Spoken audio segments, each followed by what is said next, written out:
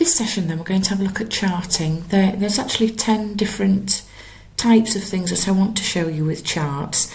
I've got them all here on separate sheets across the bottom of the worksheet here. For this session I'm just going to concentrate on 1 to 5, and then there's another session to show you 6 to 10. Okay, so this first one then, we've got just a small set of data here. I'm clicked into the data, and to generate just a very simple chart, two choices. If you want the chart on a separate sheet, you can press function key F11. So I'm just going to go ahead and press F11 now. That gives me by default a column chart on a completely separate sheet, and you'll see it's actually named, just given the sheet a generic name. I'm actually going to delete the whole of that sheet, so right click, delete. The other method is to create the sheet that we work on the worksheet at the same time, and that's the method that I'm going to be using for the next 5 sessions, for the next 5 things I'm going to show you. So I'm clicked into the data. It doesn't matter whereabouts you clicked, as long as you're somewhere in there. Hold down the Alt key, ALT, on the bottom row of the keyboard to the left hand side. Hold that down and press F1. Again, it creates a column chart by default, but this time it's actually put the chart on the worksheet, as you can see. Now, to move this chart, be careful that you're grabbing the correct part of the chart, because if you grab the inner bit, you'll just actually be moving that inside bit. But if I want to move the whole of the chart, I'll just press undo so it goes back to how it was originally. To move the whole of the chart, always make sure that you clicked onto the chart area here, any of the white space that's outside of the chart, and then you can simply click and drag to its new position. So that would be what we'd call it, just creating a very simple chart. You can change that chart type. You'll notice that as soon as I've clicked onto the chart and that chart has been created, it now gives me some chart tools.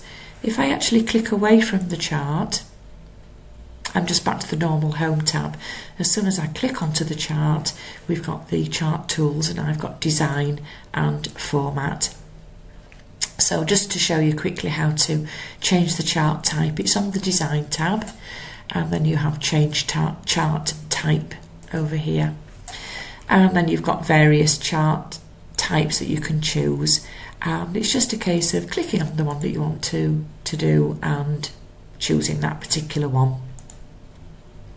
Okay, again I'm just going to press undo to go back to the original chart. There's a couple of tips here also at the right hand side. So I have a file called charting work file, which has the data but doesn't have any charts in it, so you'll be able to try these things out when you actually have a go yourself.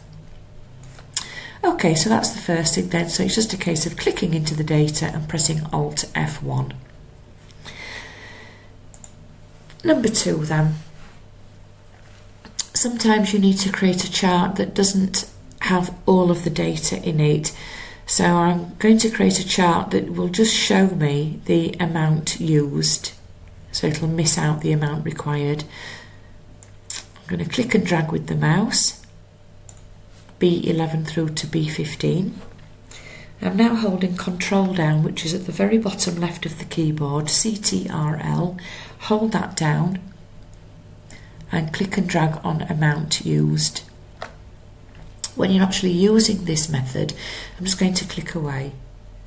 Ensure that the first range that you select or highlight, you don't use Control on the first range. You simply just use click and drag. You then hold Control for the subsequent range and then click and drag. Okay, you then have the option to use F11 to create it on its own sheet, or Alt F1 will create it on the sheet that I'm working in, and again it's just a case of grabbing the chart area and moving that to wherever you want it to go. Okay, so that shows excluding some data. The next option I'm going to show you is changing this into a table. Now at the moment this is just a regular typed in worksheet. So by converting this into a table, it means that any data that I add onto the chart will automatically add any data that I add onto the actual worksheet, will automatically add onto the chart. So I'm clicked again anywhere in the data, onto the Insert tab, and then just click straight onto Table. It's highlighting the whole of the area, and this is the Create Table dialog box that's popped up here. That's the area that I want to create the table for, so I'm just going to press OK. It automatically, when you create a table from your data, it automatically gives you the filter arrows. If you don't actually want those filter arrows, the table tools here, look, they've automatically come up because I've just created this as a table, and I'm going to take off the filter button. Okay. Once I click out of the table, I'm just back to my normal toolbar up here. As soon as I click into the table, I can get into my table tools. So I'm going to add March.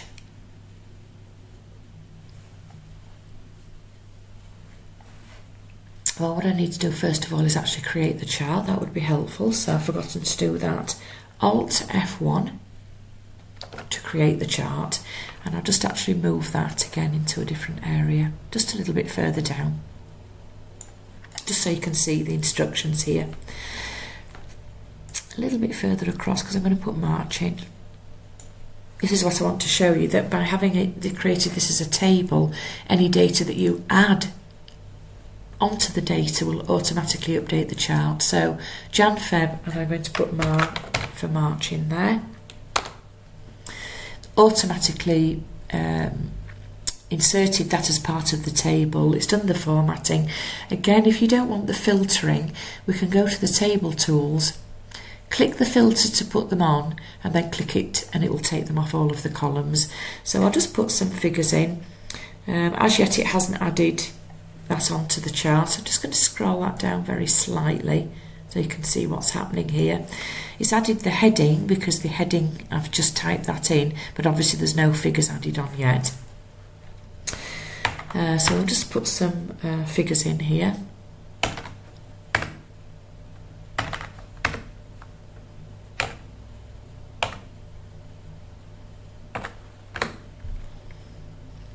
Okay, so we've got the March figures added on. Jan, Feb, March for monitors, mouses, screens and rests. So Jan, Feb, March, monitors, mouses, screens and rests. And there you have it. So making your table making your data into a table automatically adds that onto the chart. So that's quite easy. Okay, so let's look at number 4. This chart has been created as a line chart, and the actual data is somewhere else on the worksheet. This is quite often used quite a lot, so that you just get to see the chart but the data is somewhere else. We've got a massive area to work with, so that data could actually be positioned anywhere on this worksheet.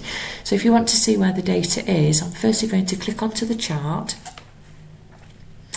use the filter button over here. That only comes up because I'm clicked on the chart.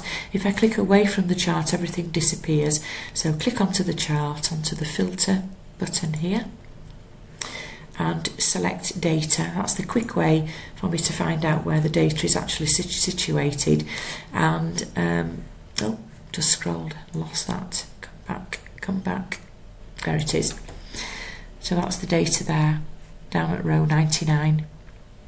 Okay, so just cancel that, come back up to the home position, Control Home. Okay, so I want to exclude mouses from this chart, so click onto the chart. I'm going to go to the filter button and I'm going to untick mouses and apply my change. This is where I just came to select the data to show you where the data was and apply. Okay. So monitors and mouses have been excluded. Any time that you want that information back onto the chart, you simply go back onto the filter and you can click your mouses back on again and apply. There we go. Click anywhere on the chart, on the data, sorry. Well, click anywhere either on the worksheet or the chart. So clicking on the chart is what activates these options here. It's onto the filter. This is where you can find where your data is, and this is also where you can select and deselect. Okay, so the last one I'm going to show you for this session is how to generate a pivot chart. Now this table here has got items that are the same. Now if I was to create generate just a normal chart from this, which I will do, I'll just press Alt F1 and generate the chart. So normal charting doesn't have the facility to group, so I've got apples, apples, apples, oranges, oranges. It would be a better solution for this chart to have a total for apples and a total for oranges. So I'm just actually going to delete this chart, so I'm just making sure I'm clicked onto it and then just press delete on the keyboard. So I'm clicked into the data and I'm going to go to the Insert tab and Pivot Chart, so straight onto the icon for Pivot Chart. This dialog box has popped up here. The table range, it's dotting it round here. Now I did name this range earlier and called it Pivot Chart Data, so it's actually showing the name that I called it rather than the data range. I don't want the pivot chart in a new worksheet. I want it to see it on the existing one. I then have to tell the machine where I want to locate the chart, so I'm going to put that at E14, so it's right next to the actual data, and then press OK. This will generate a chart. This will generate a new set of data, so you'll see in a minute what happens. To the right hand side I've got the pivot chart fields. Now at the moment these two items here are empty. If I choose to have just the amount, I've got the sum of amount in the actual data table and the sum of the amount in the chart, but obviously I want the product as well because I want to see my apples and oranges. So we've got product and I've got the total amount for apples, total amount for oranges. I'm just going to move this chart out of the way so you can see the data table below that, the pivot table I should say below that, and again it's summarised. I've got apples 2,100, oranges 1,200, and there's the grand total.